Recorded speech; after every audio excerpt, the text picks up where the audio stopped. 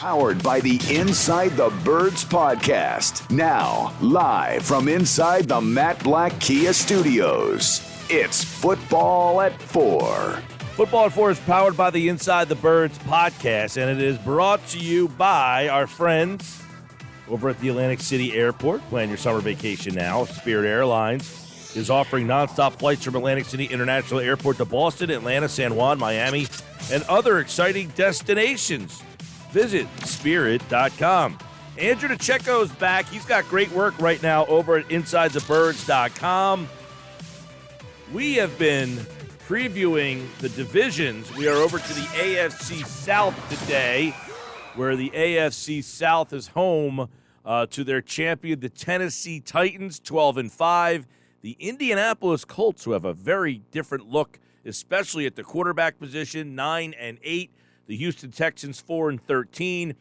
And the Jacksonville Jaguars at 3-14. It is also home to the division the NFC East will play this year.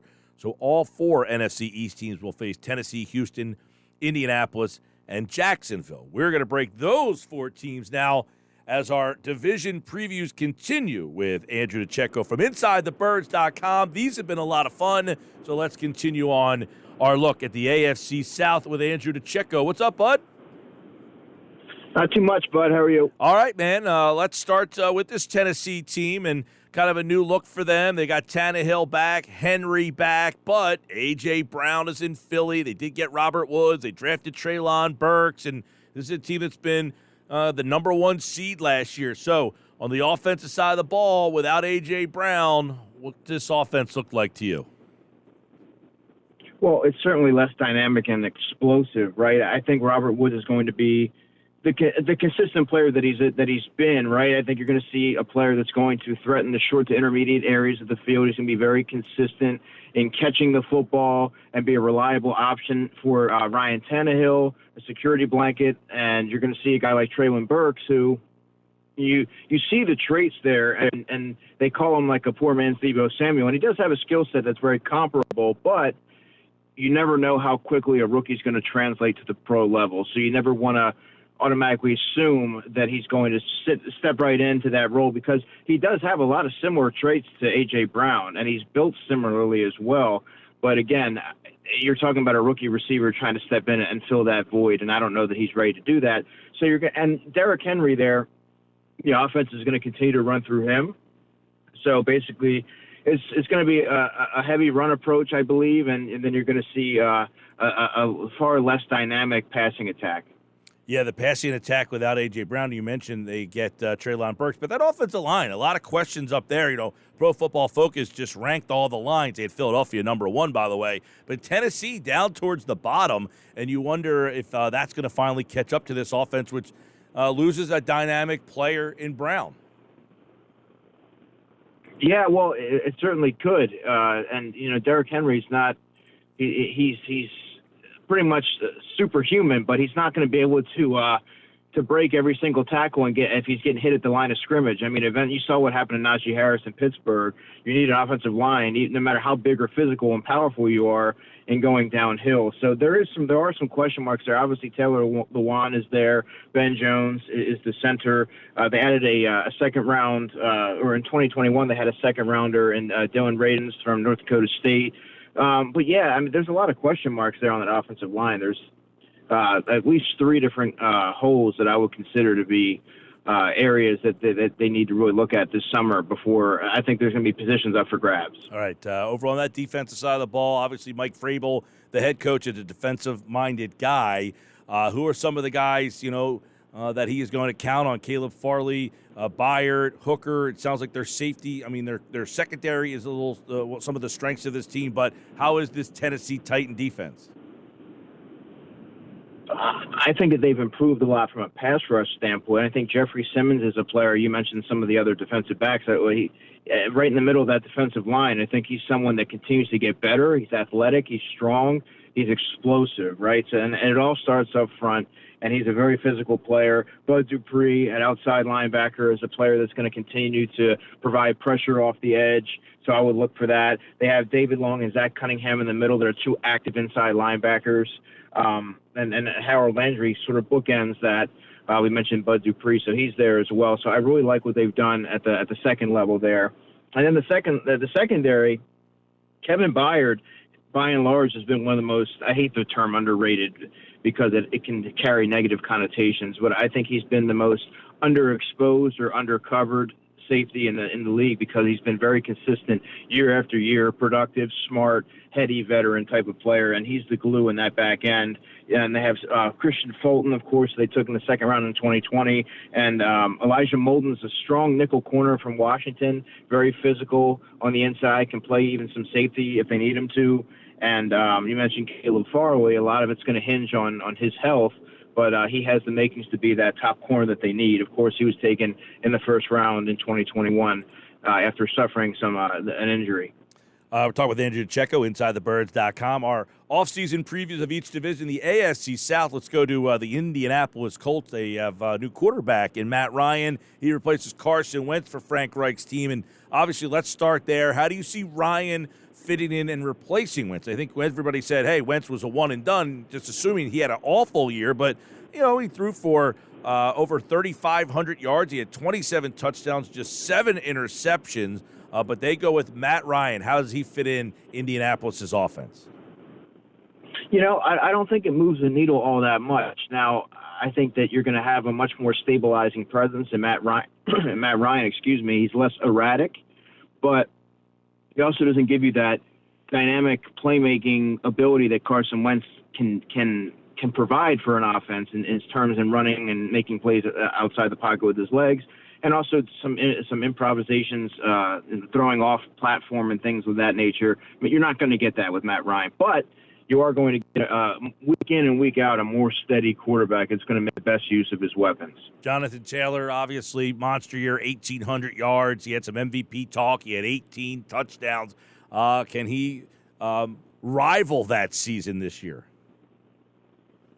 Man, I thought that Jonathan Taylor was someone that they ran him into the ground in college at Wisconsin, and I thought that he was going to be a player that maybe had a little bit more tread on the tire than you would like as a rookie or as a young player, and then maybe you would see that sort of manifest itself in the pro level. That hasn't been the case. He's been able to take the reins and become one of the premier running backs in football, can handle all sorts of volume. And I mean, when we go back to fantasy football, you're talking about a player that's going to be drafted pretty high in the first round, I would think, based on the opportunities alone. So, and there's not a whole lot of guys behind him that are really going to challenge him for snaps.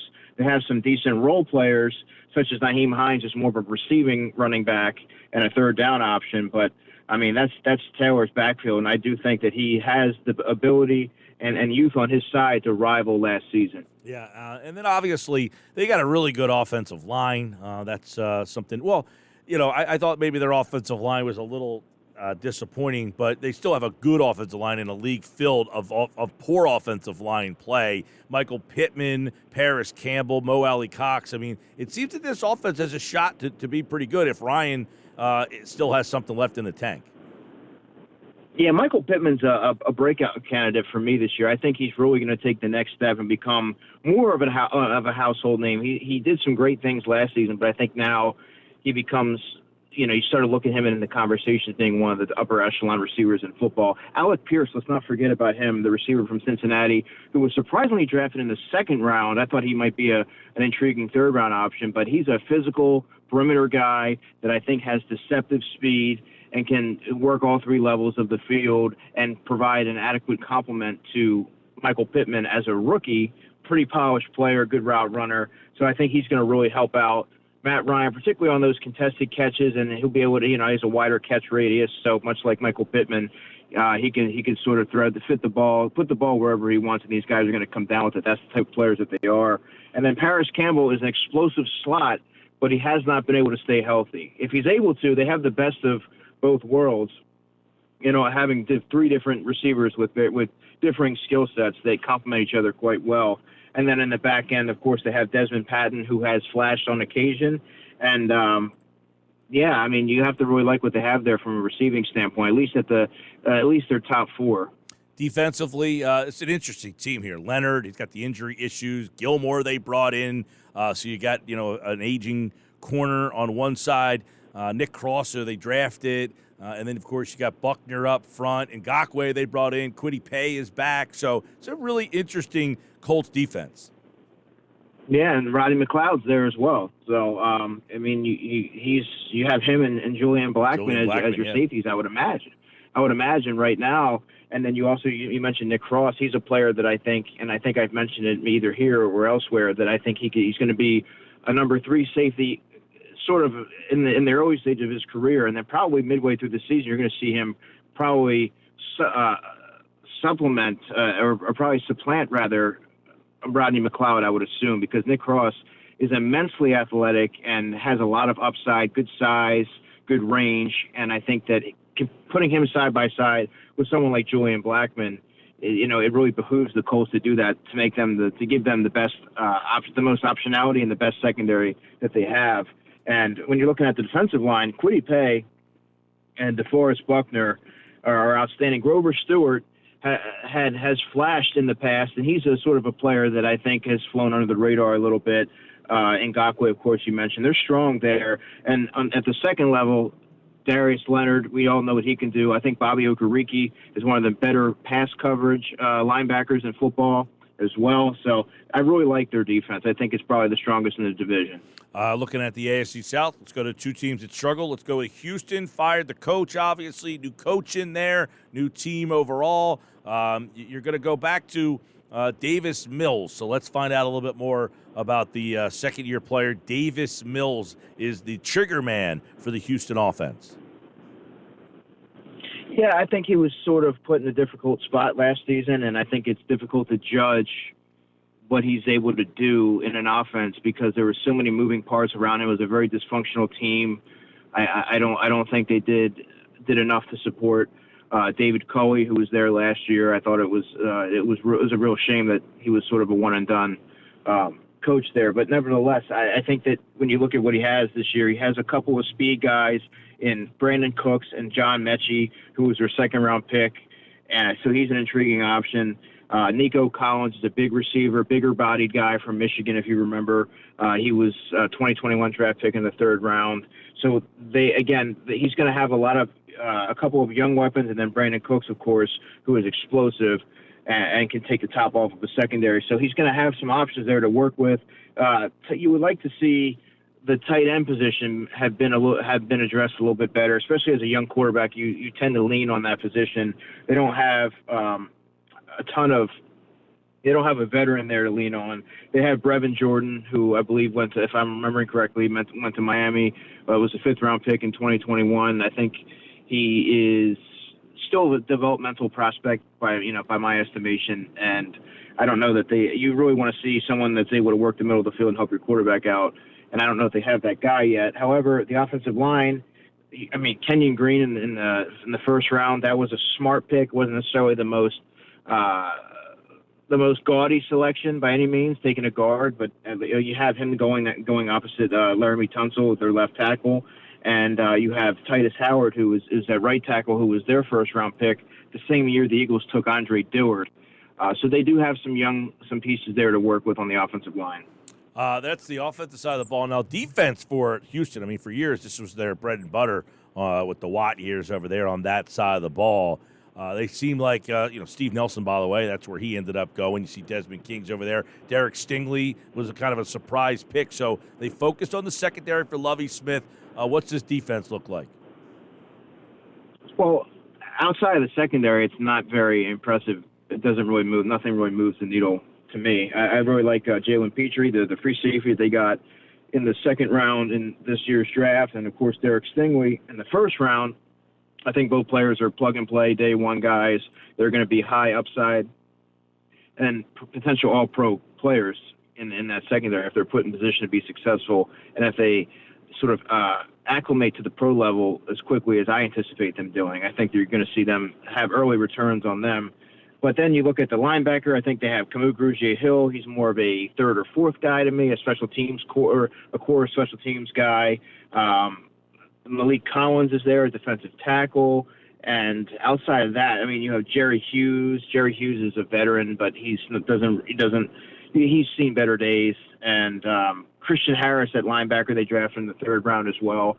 I don't know that he's going to be a day one starter, but he's someone that could certainly help that improve that second level. But when you're looking at it in terms of what they have as a whole compared to their rivals there in that division, I think that they're sort of towards the bottom. Let's go to Jacksonville. Interesting team. Maybe one of the more interesting teams in this division now with Doug Peterson and how he changes its offense. But give me your thoughts on Peterson pairing up with Trevor Lawrence in Jacksonville. Well, Doug Peterson, I think, is an interesting spot for him because he has a young quarterback to groom, and I think you've seen what he's able to do with a young quarterback when they're sort of moldable and willing to take to coaching and things like that. I think that pairing is almost an ideal scenario for both parties, especially Doug Peterson jumping back into the coaching ranks. I think he's in a good spot there. And I think Trevor Lawrence has just unfortunately been a byproduct of a bad offensive line in front of him. The Jacksonville Jaguars have not done enough, have not invested enough resources in fortifying that offensive line. And you're seeing a young quarterback take a lot of hits. It sort of reminded me of Derek Carr's rookie year back in 2002, when I think he set the NFL record in the amount of times he was sacked in a season. I mean, you sort of see similar shades. I saw similar shades of that with Lawrence last season. But as far as him working with Doug Peterson, I think you're going to see him really tap into his ability. You're going to see a vastly improved player here in year two.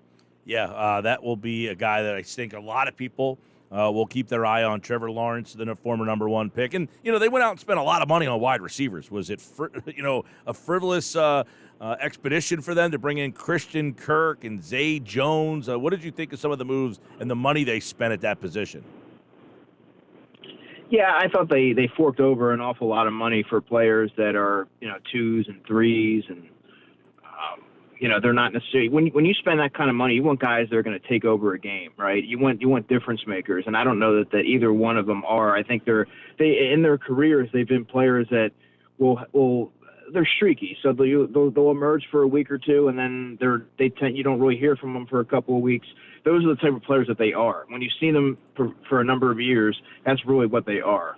And but they're playing them. They're paying them right now to be. You would think that they have Pro Bowl or All-Pro upside. And I think that it's an upgraded they have upgraded options over what they had last season to work with. But that said, I mean, you would want to see like an A.J. Brown type player there, and they don't have either one. I think you're going to see Christian Kirk, and they have Marvin Jones there as well. Let's not forget that. I think you're going to see Christian Kirk have a much better season than he had last year with the Cardinals, because there's obviously a lot more options there. But again, I'm not sure that he's going to be a player that's going to crack 1,000 yards, which, based on what they're paying him, you would think that would be a given. Right. All right. Defensively, they had the number one pick, Trevon Walker. They went out and got Devin Lloyd in the draft as well. So they got two pretty good players in the draft. Shaquille Griffin. So it's an interesting. Chad Muma as well. Oh yeah, the linebacker, well. Chad Muma, the linebacker, right? They drafted Lloyd and Muma. So it's a defense that definitely is going to be young and interesting to watch. Yeah, I mean, another linebacker, they got that Foye Olakun from Atlanta, who I think is a player that is just tremendously athletic and fits that weak side linebacker position to a T. Let him flow sideline to sideline and take advantage of his athleticism and fluidity. So you have him, you have Devin Lloyd, you have Trevon Walker, you have Chad Muma, who they took in the third round, and then you have Malcolm Brown and Josh Allen. Josh Allen, their first-round pick from 2019. Yeah, he really hasn't performed to standard, but that said, he's still been a solid player for them. I don't know that he's been the player that they envisioned when they drafted him in the first round out of Kentucky, but they have a lot of young options there. And then when you look at the secondary, they have Tyson Campbell. Tyson Campbell's a young corner who was drafted in the second round out of Georgia. Georgia's been a cornerback factory as of late, and Shaq Griffin's there, and DeCorius Williams comes over to fill that nickel role, of course, from the Rams. So I think that they have a lot of pieces in place to be a serviceable defense, certainly better than the Texans, I would say. And I think it should do well enough, Mike, to keep them in games this season if Trevor Lawrence and the offense can get things rolling. All right, you hinted that you think they are better than the Texans, but how do you see the AFC South finishing in 2022? Yeah, I think I'm going to go Tennessee, Indianapolis, Jacksonville, Houston. So a little Jacksonville-Houston flip. Tennessee stays at the top, even without A.J. Brown and Matt Ryan going to Indianapolis. So you like Tennessee, Indy, Jacksonville, and Houston. Should be a lot more interesting this year with Doug Peterson and Trevor Lawrence there, and obviously Matt Ryan taking over and Tennessee losing Brown. I think you'll see a much more interesting AFC South. There was a runaway last year for the Tennessee Titans, your AFC South champions. Our division previews continue next Thursday. We'll go to the West, which might be the most competitive division in all of football. We'll take a look at that with Andrew DiCecco from InsideTheBirds.com next Thursday here on Football at 4. All right, man, take care. All right, sounds good. Yeah, he'll be back on Thursday when we do the AFC West, which a lot of people think could be the best division in football. It certainly has a lot of great quarterbacks. We'll find out which of those quarterbacks will win the West, according to Andrew. And go check out his work over at InsideTheBirds.com.